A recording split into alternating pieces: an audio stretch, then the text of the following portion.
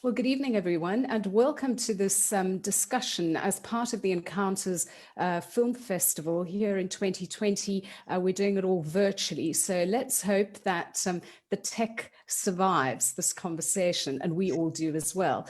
It's really wonderful for me to welcome the directors of the two films that you've just seen. My name is Judith February, and I'll be moderating the discussion between Anthony Fabian. Anthony is the director of the film Good Hope, and Sifiso Kanyile, who is the director of the film A New Country. The conversation will be bouncing between the three of us, between the two directors, and I'll try to moderate it. But there'll also be an opportunity on Facebook Live for you to put your questions to both Anthony and Sifiso. So please keep those coming as well on this rather chilly Cape Town night.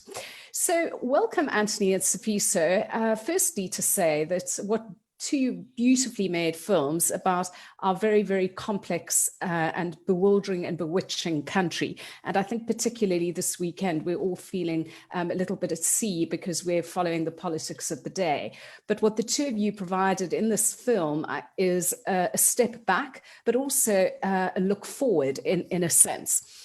But I want to put the question to both of you, and perhaps starting with Anthony, for Anthony, around the process of filmmaking and what brought you both to the subject, and how did you decide which lens, figurative lens, to look through for both of these films? It struck me that, Anthony, yours was, there's a future-looking aspect to it, but that there's... It seems to me, as the first-time viewer, somewhat slightly more positive, and Sifiso trying to deal with some also more of the demons in a sense. But just the process of filmmaking and the lenses that you chose to make these films. So Anthony, to you first, and Sifiso, feel free to come in then. You're on mute, Anthony. There we go. Thank you very much, Judith. Essentially, my journey with South Africa, my relationship with South Africa began with the story of Sandra Lang, who was a colored girl born to white parents in the Eastern Transvaal in the 50s. And I heard this story in the UK on the radio and was really blown away by it and by how much it had to say about race and how different the fate was of this girl to the rest of her family. And I was very shocked and astonished by that. And decided I really wanted to tell that story. It became my first feature film, Skin. And in the process of researching that story, because you need to really get to grips with the history of the country in order to tell that story, I made a documentary called Township Opera, which was about singers from the townships mostly and across the country who were performing at the Spear Music Festival in Stellenbosch. And so that was in 2000, and it was not that long after the end of apartheid. So it was a very interesting time to be here and to tell that story. I then, as I say, made Skin, which was released in 2008, 2009. And when by then I was really a fan of South Africa and some way part of the country. And by then I started to come back in the last 5-6 years, develop new friendships, new perspectives. And what struck me was how negative the narrative was about South Africa, always from the outside. So whenever you heard anything about it in the UK, it was always doom and gloom and it's all going to go horribly wrong. But when I was in South Africa, I had a feeling of hope and possibility and construction and change and development. And that schism between how it was being, how it was being sold to the world and what it felt like to be here was really the kind of starting point for me. I wanted to explore what the negativity was about and whether there was perhaps another perspective or a glass half full on the country, and to focus not just on the problems, but also the solutions, which, I found very much amongst the younger generation of South Africans. But what's very interesting about watching Sifiso's film is that it also shows you know, how frustrating and you know, the really deep rooted structural problems that, you know, although I certainly deal with them, you know, are very much, you know, more pervasive and perhaps, you know, more of the cause of that negativity and that pessimism. Just by my nature, I want to focus on solutions, not just problems. So I think that's why my film ended up being the way that it was. Thank you, Sophie. So to you, I mean, in Anthony, in your film, there's somebody says it's the most pessimistic, we're the most pessimistic country in the world. I mean, it's interesting as an outsider coming in, and that struck me about the film, that yours had that, was less pessimistic than I think those of us who kind of live in South Africa, and of course you interviewed South Africans, but it was interesting, that lens. Sophie, so to you, because you, yeah, I mean, it has a different lens, but I'll hand over to you. Hi, thanks, Judith. So my film was made as a response to a call that was put out by the NFVF to make films about the 25 years of democracy. And I think in 2019, sorry, there was kind of like a lot being said about South Africa, you know, a lot of it's positive, but there's also just a lot of events that took place that really went that great. When we were filming, we filmed around this time last year, sort of like late August, early September. And I remember that it was just, you know, Uyinene had just been killed in Cape Town.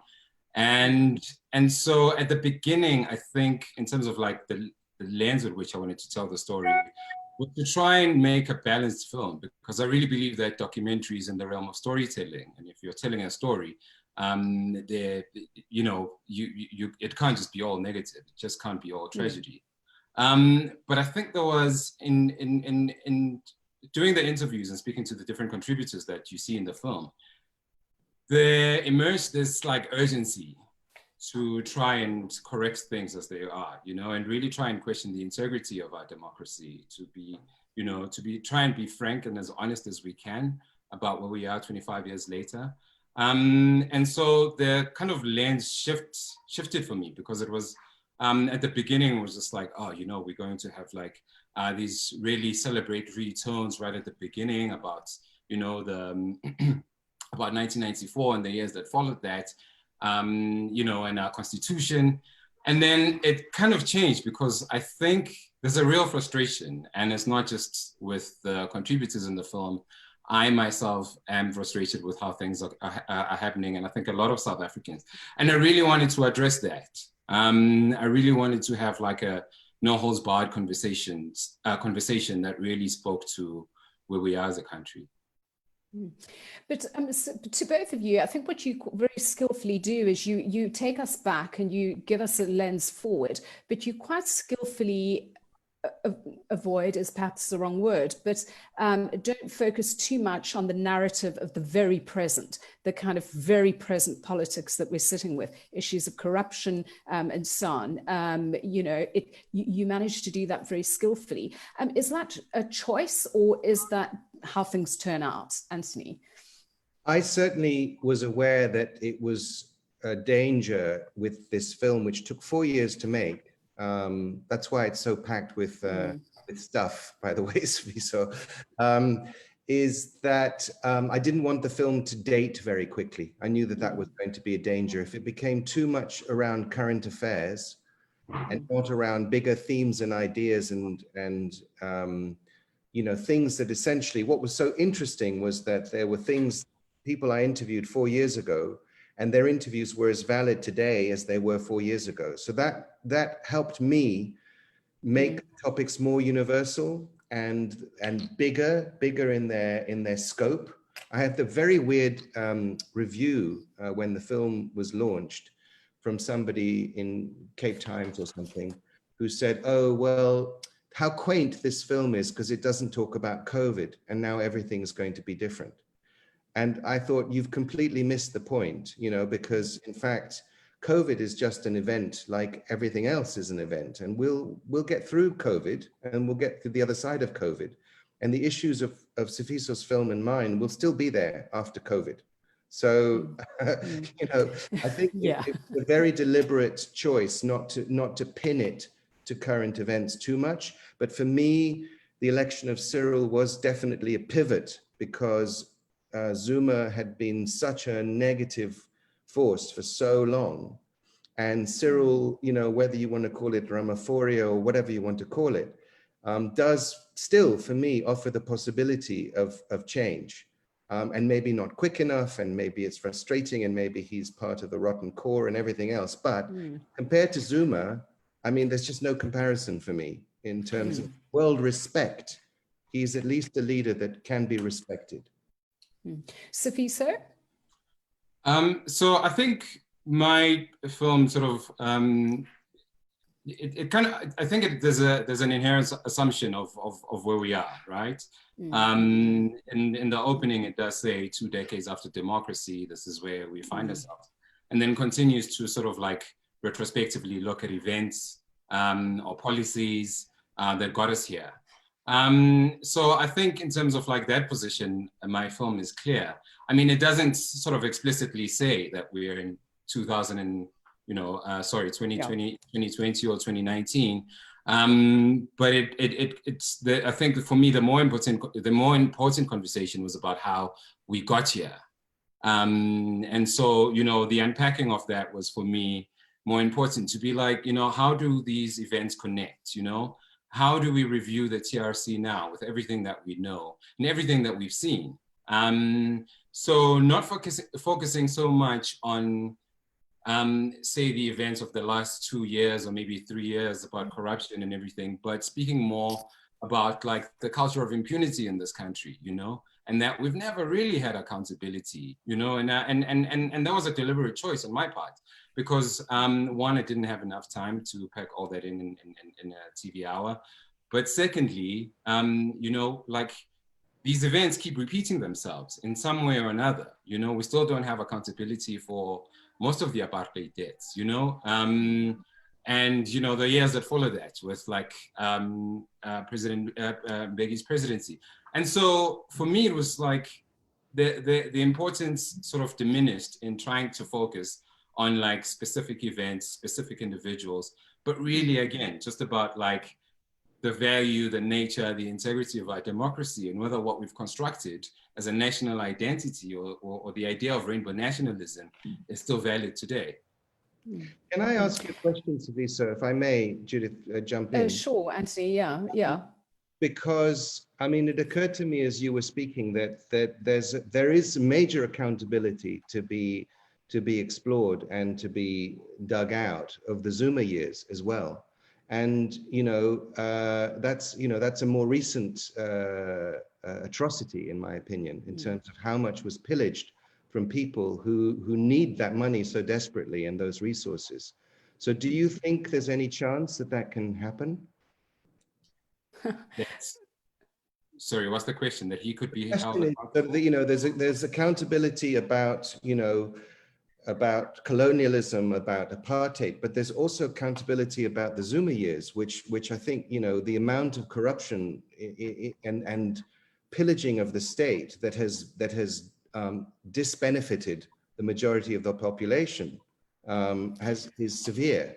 So what are the chances, the mechanisms that might help restore some of that and make those years, you know, make him accountable, make that period accountable as well? For sure. So, I mean, I think when you spoke earlier on about like, you know, about just the timing of the release of the documentary and, you know, not wanting to put a timestamp on it. For me, just to try and answer your question directly, is that yes, but I feel that there's a lot of conversations that are happening around that right now that are inconclusive. You know, we have the Zondo Commission, for example, they're still ongoing. But on the other hand, a lot of filmmakers have also focused on that subject. Current Affairs is focusing on that subject. You know, there's a lot of, you know, both print and I guess broadcast media that are focusing on this.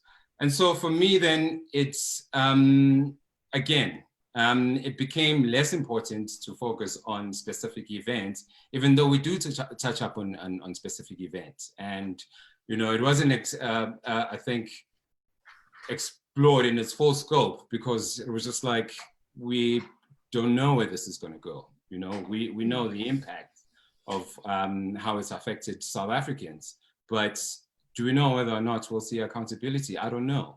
And I think a large part of that for me was leaving it up to the contributors in the film. Can I, yeah, Sifiso, that's great, because that actually leads me into the next question. I mean, I've got around the issues of accountability which run. So I love the poem by Ankie Krog, The Country of Grief and Grace. And at the end, she says, but if the old is not guilty, does not confess, then of course the new can also not be guilty, nor be held accountable if it repeats the old. Things may then continue as before, but in a different shade. And that to me sort of encapsulates some of what you know, both of you were doing in your films, and particularly you, Sifiso, is this need for us to have a rendering and a reckoning. And so then my question is a comment on that Ankie Krog stanza, but then also if we look around the world, there is a global moment of reckoning. And is this South Africa's moment of reckoning? I mean, in Sifiso, in your film, there's lots about protest. I mean, one of the contributors says, we are ready to protest on the streets.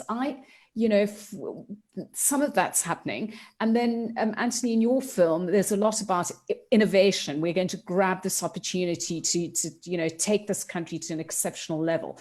And so there's a tension between your two films, in a sense, with regard to that in my mind. But it strikes me as this global reckoning. But how do we do that in South Africa? We've had the TRC.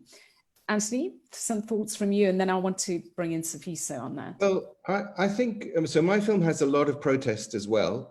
And one of the purposes of the film is that one of the things that makes South Africa great and gives me hope is the fact that people do take it in their own hands to change what's wrong. And they do get on the streets and they do protest.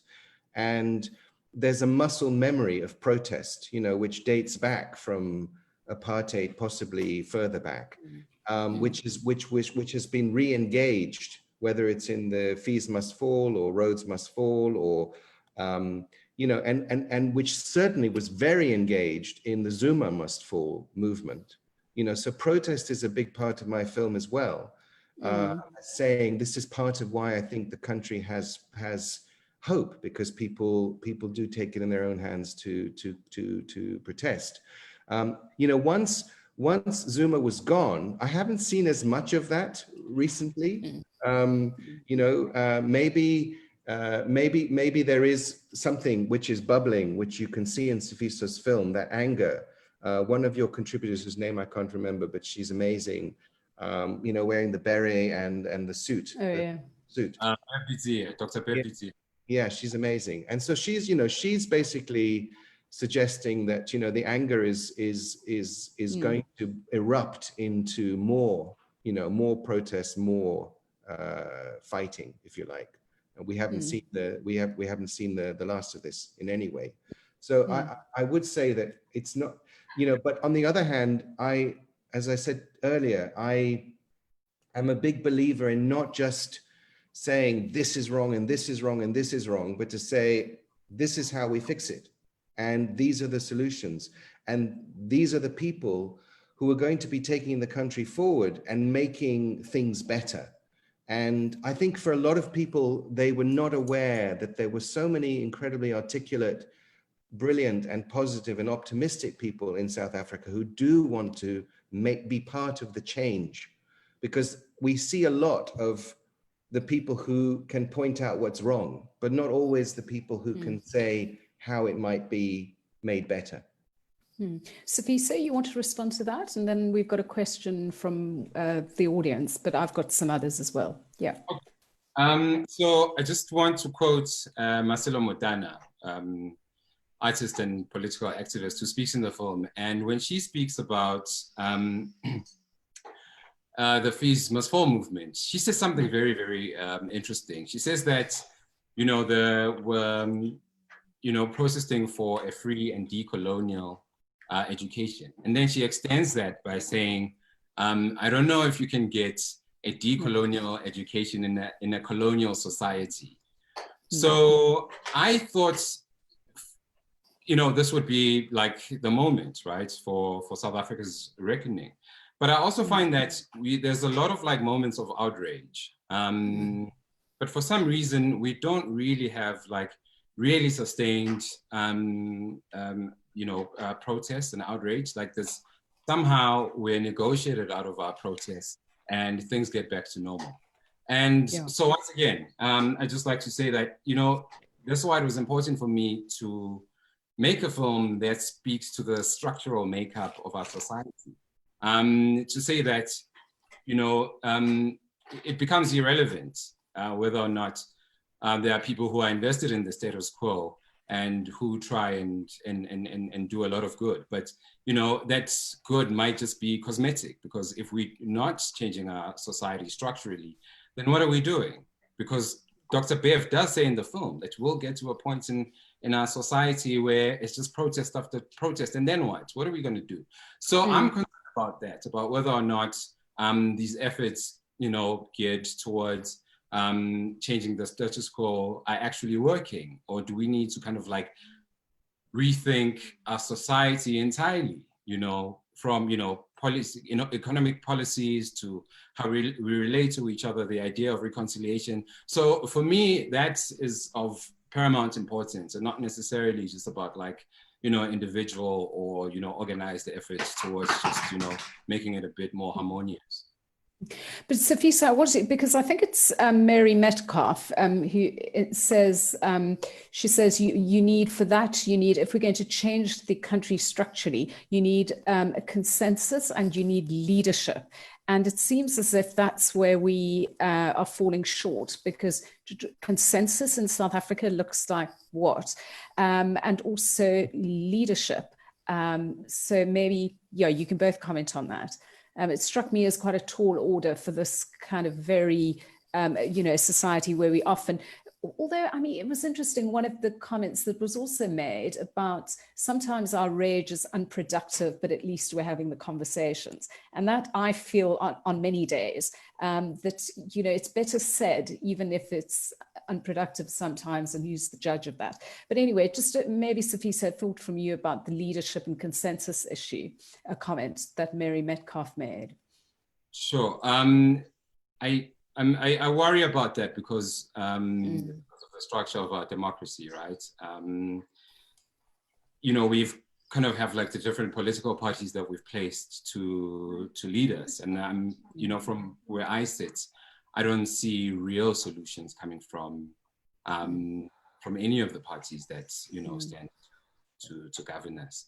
And so maybe I'm coming from a cynical place, but I think South Africa, we keep it's so divided, and those divisions keep getting stronger and stronger. We saw with the votes that the Freedom Front Plus got in the last elections, and so for me, it's really a question: how do we begin now to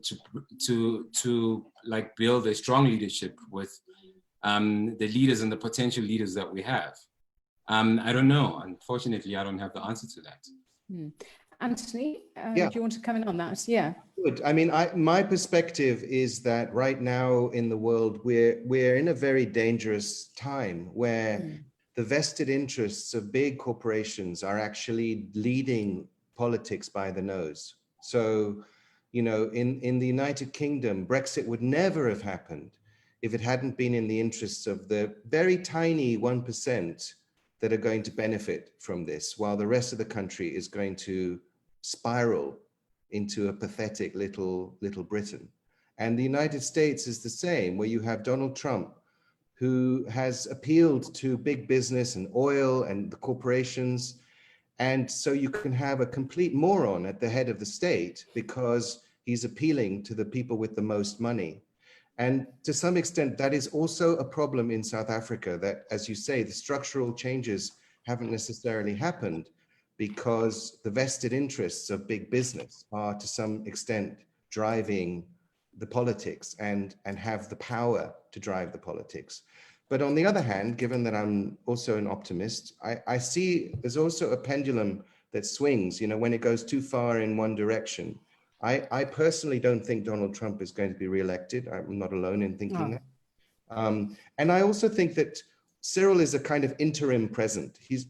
He's part of the old guard. He's a little bit of the new guard. There will be a younger voice, a younger leader in South Africa who has more of Sifiso's perspective, more of his point of view, more of his understanding, and who may actually balk at the power of big business to lead where the country should be going. And I know that Mmusi Maimane is a very controversial figure, just as Malema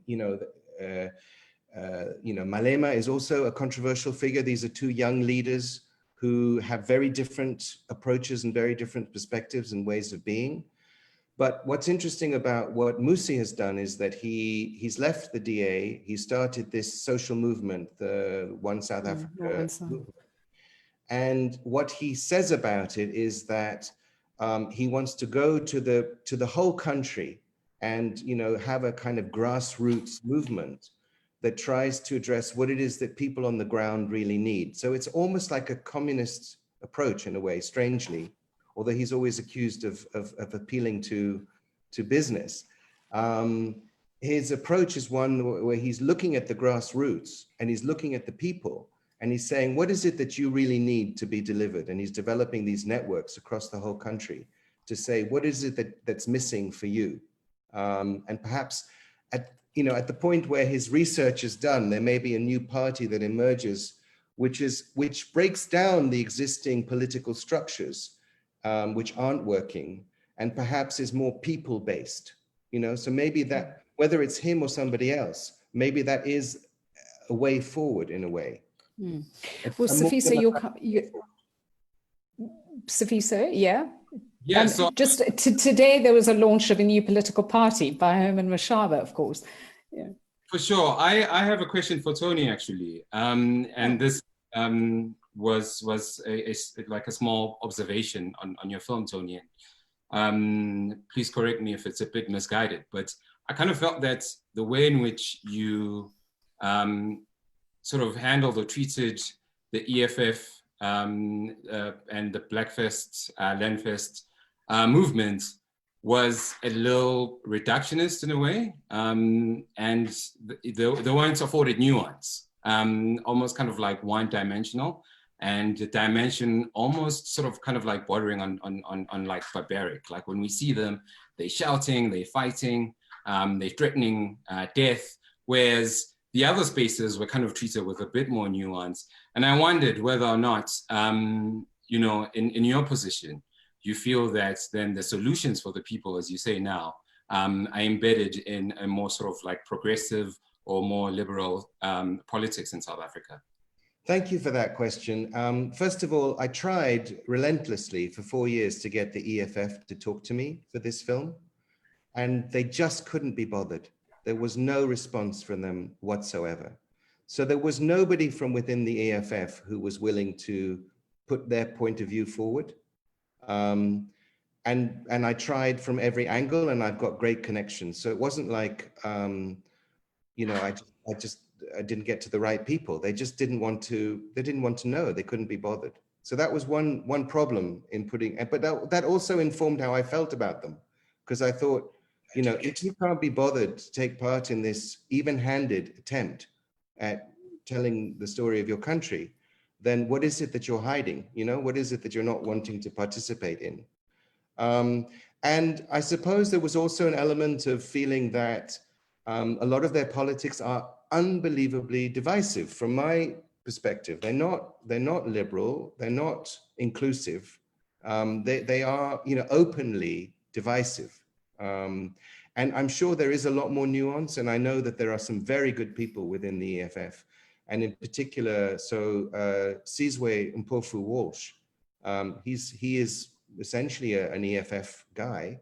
We feature him a lot in the film, and he was the closest I could come, if you like, to that more moderate voice of the EFF. But I do think that the solution, I don't think personally, my own instinct, and I could be completely wrong, but as an outsider, I don't feel that they're really representative of the spirit of your country, which I think is more inclusive, you know, without it necessarily being, you know, because I want to protect certain interests. I think that this vision of a country where everybody has opportunity is, for me, closer to the true spirit of the country. And everyone should be lifted up and everyone should be given opportunity. And so I prefer an approach that is more inclusive than the one that I feel from what I've seen and what I've read of the EFF. It's a fascinating insight. Sifiso, do you want to respond to that? No, it's okay. We can. Okay. There's a question in the Facebook chat, and from Solofelo Kwakwa, and she says, thank you for your thought-provoking and engaging films. And for, she says, with the ongoing issues in South Africa surrounding inequality and freedom, how can we as citizens use the issues discussed in the film to move forward as a country? I mean, from both of your films, that was the push, is that, you know, no government is going to fix this alone. We have to be doing something. Citizens need to be active. And so, yeah, Sifiso, perhaps you want to respond to Solofelo? Can I go after Tony? Sorry, just my mind. Sure, Tony. Yeah, no problem. Look, Tony, how do we fix? There isn't, you know, there isn't a single solution, is there? But I think you've actually touched on what it is that I think South Africa does really, really well, which is that when the government lets people down, they make a plan.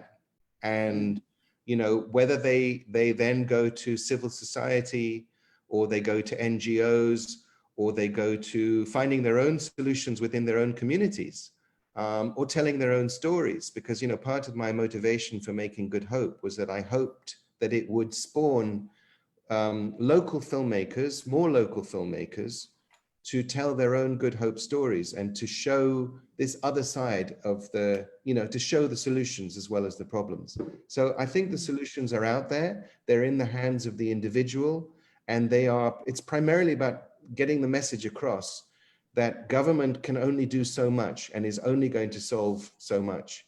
You know, if they're not delivering services, if they're not providing good education, if there's corruption, these things need to be tackled by citizens individually and made better. Yeah, and Sifiso, I mean, to you, well, in Anthony's film at the beginning, I think it's Justice Malala who says it always felt as if we were going to implode. But in a sense, South Africans live between, I mean, the pendulum, that hope and kind of, you know, despair. But somebody asks at the beginning, what are you going to build? You know, what is it that we're wanting to build? And I think in your film, forgive me if I've confused, is that, you know, what does it look like? What does the future look like where somebody asks where a woman is safe to walk in the street at night? You know, what does that future look like for all of us? So just to touch up on the last question from Facebook very quickly, it's a very short answer. I think that, you know, South Africa has a really like strong heritage of protest. We're well versed in protest, and I think that's a tool that's readily available for us in trying to change things from where we sit. And I don't see any other way, to be honest, of like holding our leaders accountable, of really trying to transform our society, rather than just, you know, I guess, you know, hitting them where it hurts the most, which is the economy. So that's it for me in terms of the last question. With your question, Judith, I think from that quote, especially, Ngabakazi Manzi, who speaks right at the end of the film, talks about listening. I feel like we're at a point where there's just so much outrage, and, you know, we're all kind of like shouting at each other. It's, you know, from like, you know, like different positions, and there's so much polarity. And I guess for me, it's the unthreading of this rainbow nationalist idea of like, of asking like the basic questions of who we are as a nation. What does it actually mean to be South African? Who has the legitimacy to be a South African. There were very interesting conversations around this when John Stiezen, in some interviews, was saying that, you know, South Africans are tired of the lockdown, open the economy, and people were asking, but you know, when you say South Africans, who are you talking about? And so that made it very clear for me. You know, it was a clear indication of how divided we are as a society, that even in our national identity, it is not clear who can lay claim to being South African. So that's a very interesting space for me. And I think that is the beginning of where we need to start fixing. To just say that, you know, how much are we really invested in continuing and building on top of this national identity that we have now, or how much do we want to undo it and start afresh? And I think there's a lot of potential in both trajectories to build a new identity for South Africa that isn't based on violence, because South Africa is founded on violence.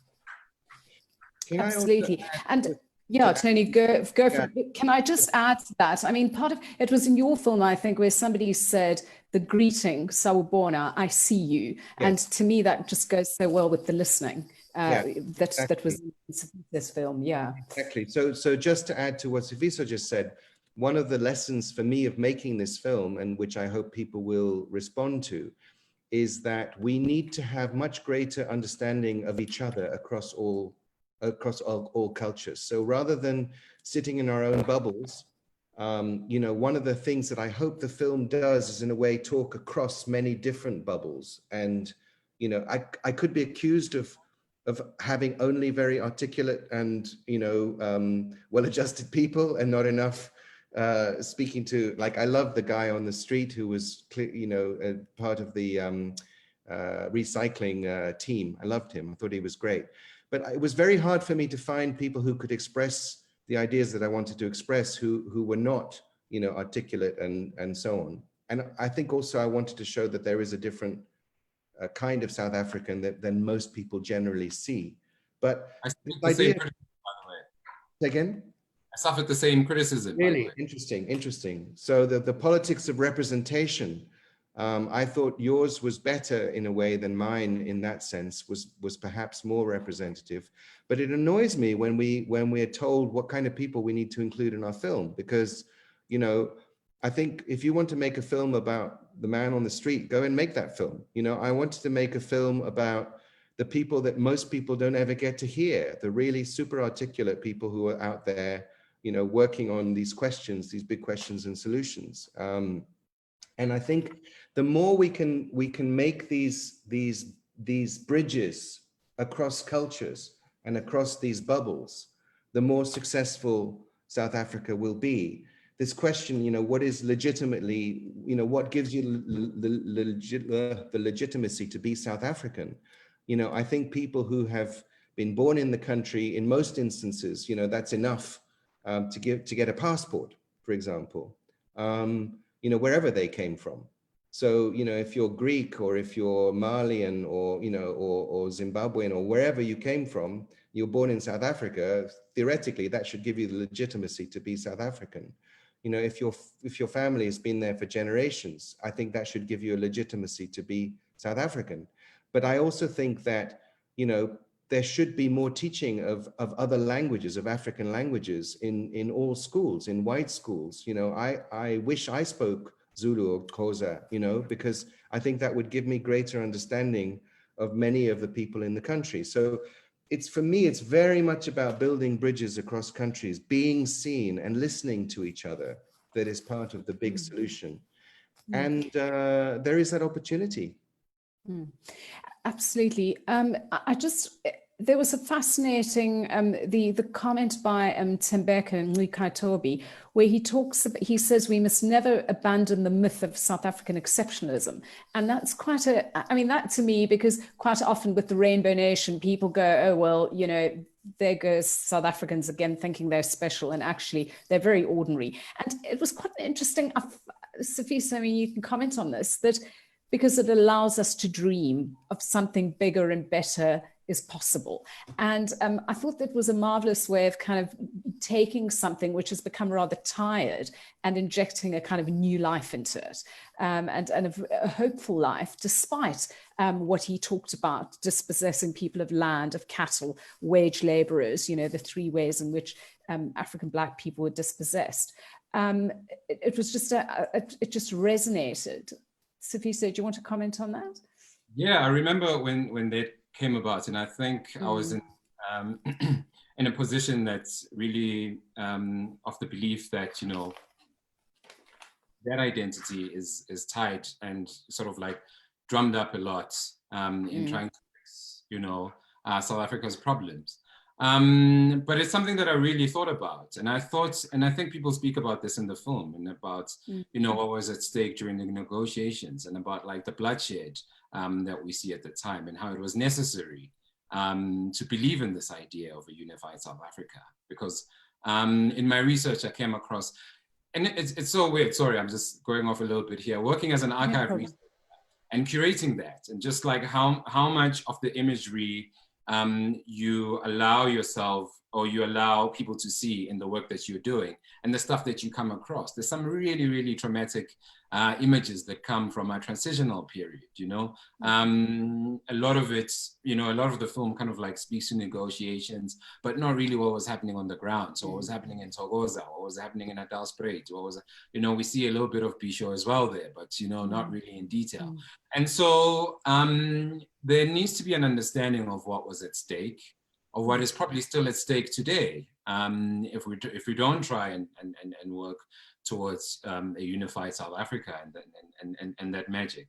It's just so unfortunate that the more we buy into this idea of South African exceptionalism, the more it others other people from other parts of the continent, and I think that it can inadvertently give rise to ideas of xenophobia and I guess what people refer to as Afrophobia.